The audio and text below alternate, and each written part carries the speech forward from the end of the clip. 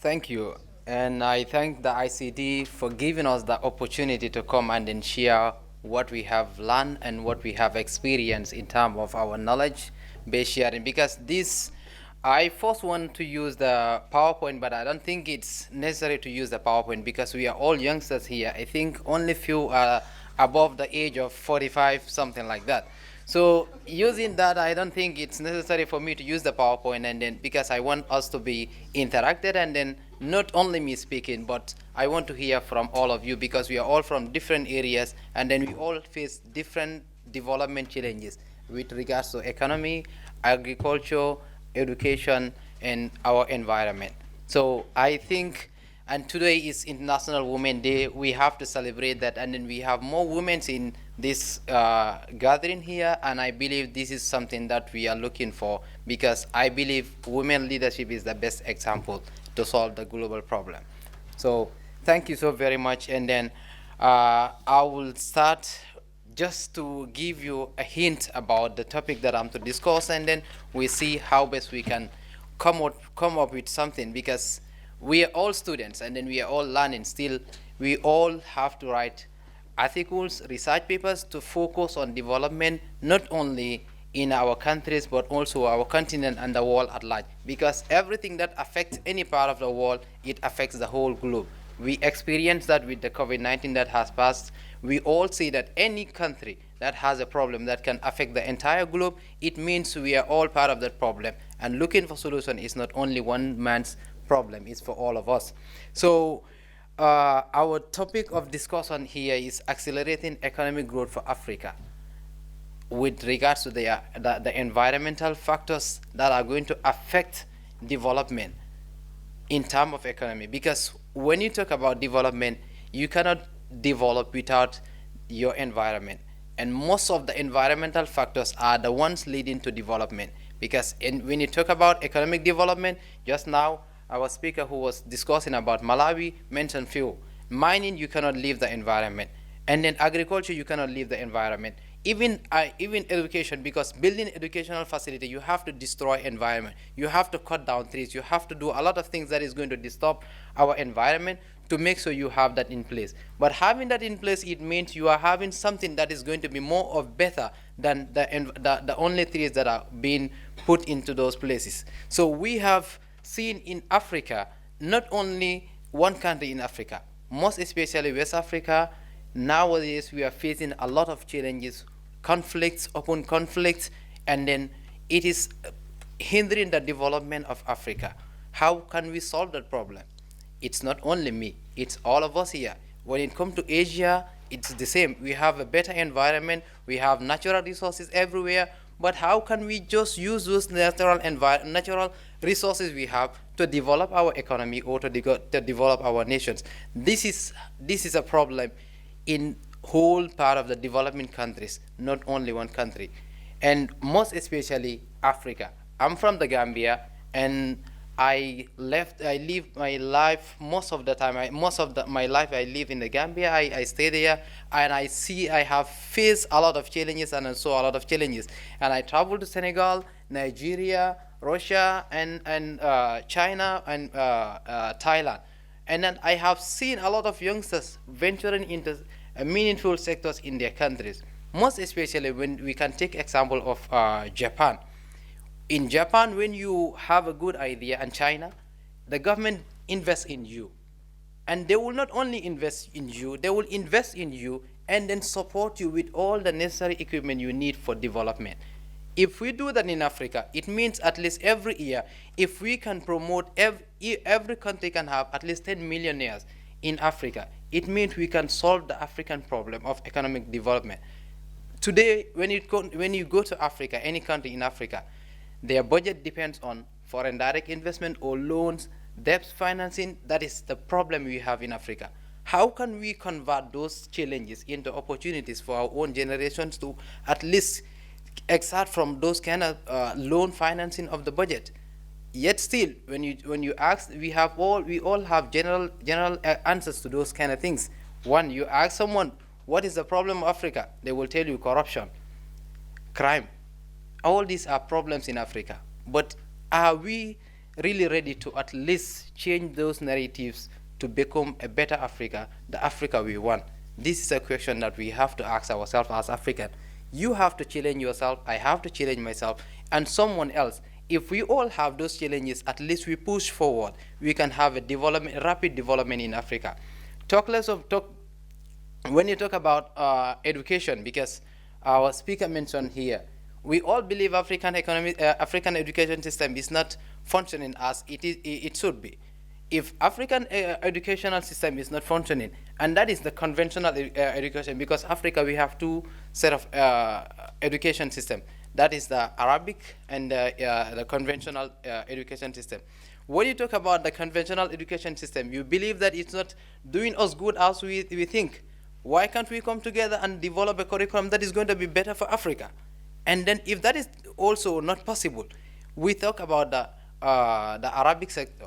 That is worst of all, because you see only on the problem of Africa. For me, I define it as the problem of educating people in Arabic sector, because one, you educate someone from grade 1 to 12. After grade 12, you don't have to go to any university, you don't have to go to any vocational training center, you don't have anything but one, the females only go to marry, and they are being used as a machine for baby making machines, I can say it like that. And the males also, the problem is, what are they doing? You hear them from the mosques from that is the only thing they do. How can we change those narratives? Because all those have economic implication on the government and our society. And those people are all part of the society. They have to be integrated into the system to at least give them a better education where they can have a skill after graduating. We can have economics within them. We can have medical doctors or medical professionals within them, or agriculturalists within them. But we are not doing that. Are we doing justice to our education system with regards to development, or we are just going to school for the sake of going to school? This is something that we have to change. My little experience that I have in my country as a student, we were learning the book and then knowing what is inside the book only, without knowing any practical knowledge that we have to do. So if you do that, at the end of the day, it means you can only come and read a paper, and if you are given something, a task to do, you will not be able to do it physically, because you don't learn the practical aspect of it. You only learn the theory. If theoretical aspect is the only thing Africa is focused on, it means Africa will never be developed. We have to change the educational system to match with the development pattern of the world. How we can do that? It's not an individual effort. It's a collective. It should be a collective effort. At least when you go to many countries in Africa, you find out that only few countries have research and development within their government system. I'm not saying only research, go to Google, search, and then copy paste, and then say that, oh, this is my research. No. Research focus on development. We have key areas. Natural resources in Africa are abundant. If natural resources are abundant in Africa, yet still Africa is struggling, what is the problem?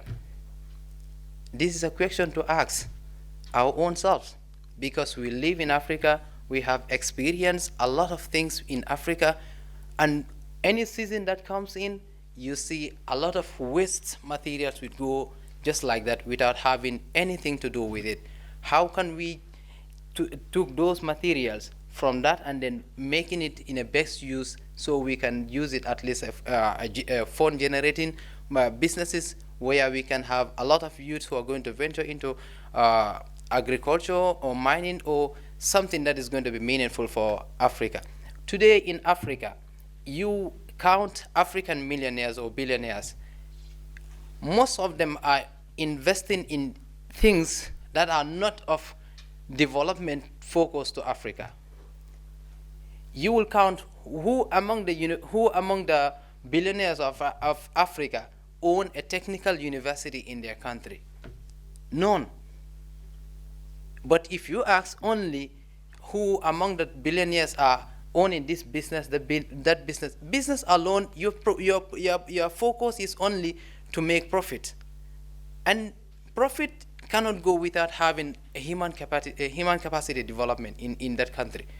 If we focus our use on development areas, development sectors, at least we can have a productive economic system, where we are not going to have loan from anyone. We are going to be self-sufficient when it comes to food, and the crime rate will also reduce. Because when you go to Nigeria today, I'm sorry if you are from Nigeria and then you feel offended. I'm sorry, but I'm also from West Africa, and I have met a lot of Nigerians. I have been to Lagos and then see Nigeria is having one of the best youthful population, and they have a lot of people who graduated from universities.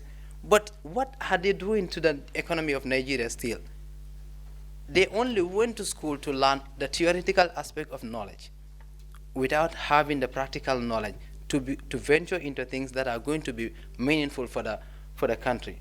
With Nigeria's population and with Nigeria's wealth, if it is distributed accordingly, today no Nigerian should complain about hunger or expensive medical bills or crime rate in Nigeria, because the Boko Haram system is just from Arabic system.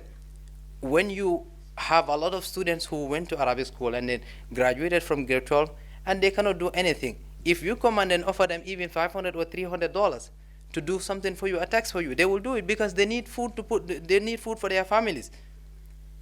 If I need food and I could not have it, you offer me anything, I will do it because my family needs something. But what are our governments doing to make sure we have a better Africa for all of us, not for only in the individual? Because when it comes to African leadership, it means African leaders are only focused on themselves, their families, and then those who they know. Even employment in Africa, most of the time, is just like that. If I don't know someone who knows the vice president or who knows the National Assembly member or a director, to have a job is going to be a problem for me. Why that? Those are all problems we are facing in Africa, and yet still we are not ready to solve the problem. When you go to the universities, I have been to the university since I graduated. I have never known of how to write a research paper.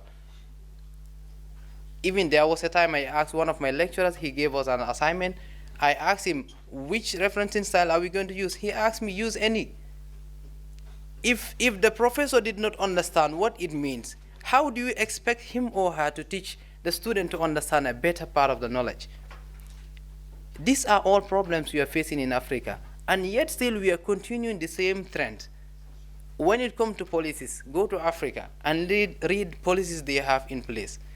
You will see the best policies, but implementing those policies is always a problem. We are only focused on designing a policy to attract United Nations to give us money, or World Bank to give us money. After giving us money, today go to Africa.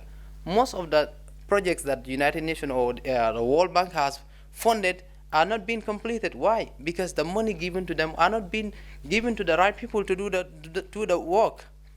If I'm the president or I'm the minister for trade, infrastructure in my country, I will give contracts to only people who I know. Giving them the contract, I will have a share from it.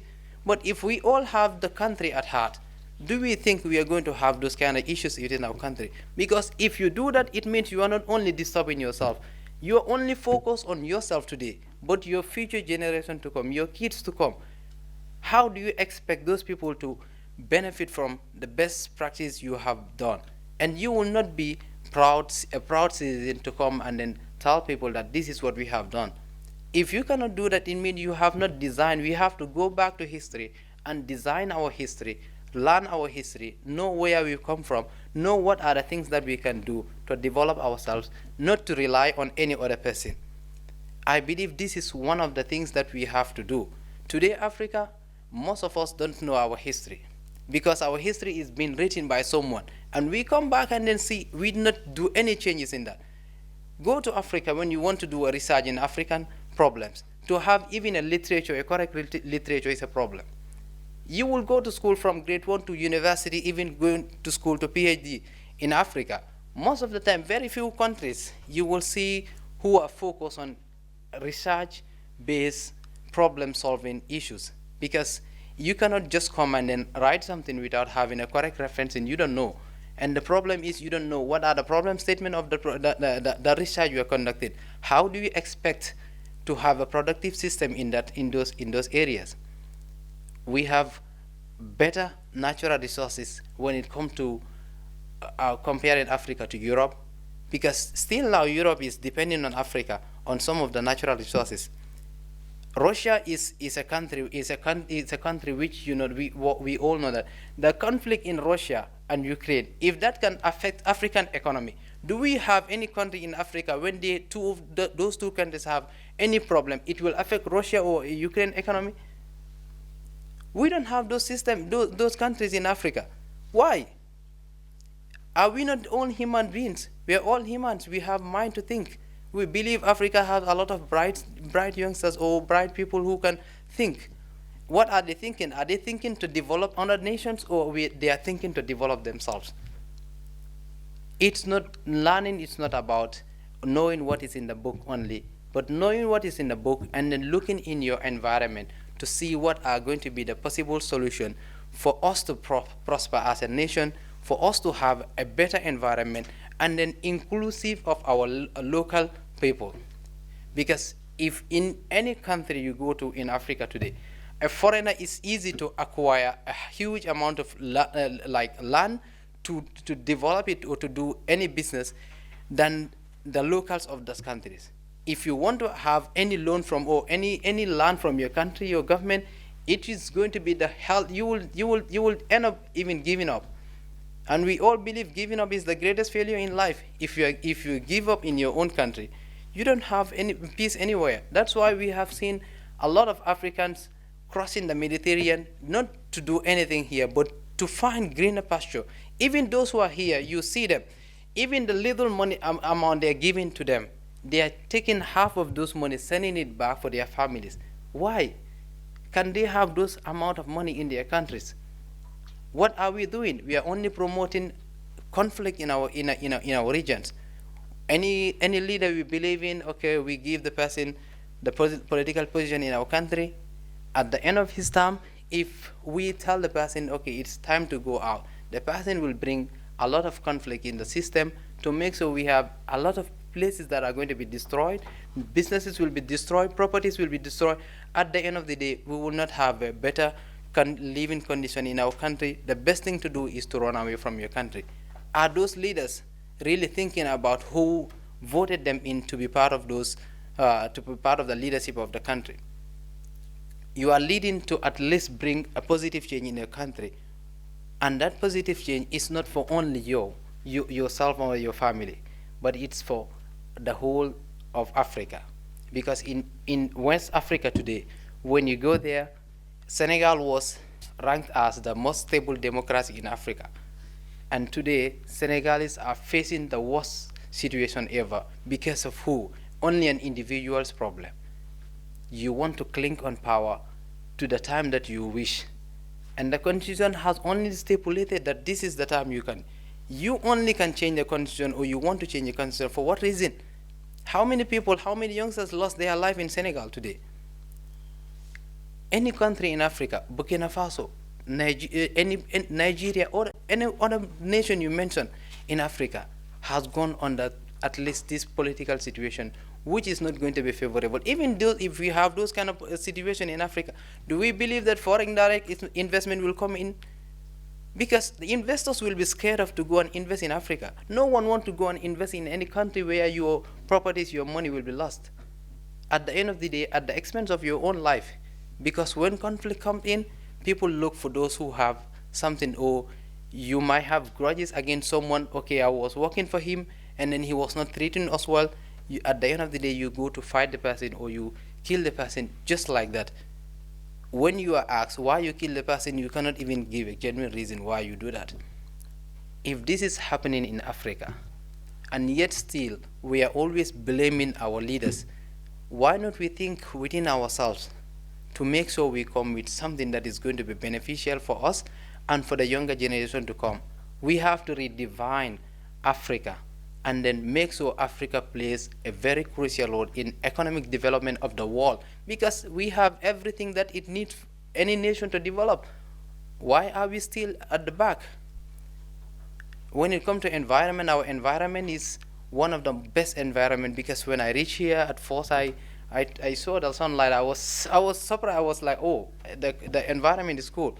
When I go out, I feel the cold. I was like, no, what is happening here? But this is not in Africa. You will not. You can walk without having your coat. If we can come here and then live comfortably here, why not in our own country where we have everything at a very cheap and easy way? You meet your family, you are always seeing your family, you can venture into a lot of things because it's your own country. No one knows if the country is destroyed, it means you destroy yourself. If you're having capacity to do any business in your country, it means you will protect those businesses. Protecting that business, it means protecting your own country and your own people. Today, if, for example, like one of us are having the best business in our countries, and conflict want to come, and that conflict is from me, no one expect that I will come with a conflict because I have interest in that country. If you see we are just putting conflicts upon conflict in any country, African country, it means our interest is no longer there. Our families are safe. Today, if we have any conflict, it means the politicians, they will take their families to somewhere, to Paris, to UK, to US, and they will be safe. It means only us who are voting for them, and they use the women more often when it comes to political leadership. They use them to give them the positions, and the only thing they will give them in return is dancing, music, and food for short period of time. As a woman, you have to think beyond that. It's not only about dancing.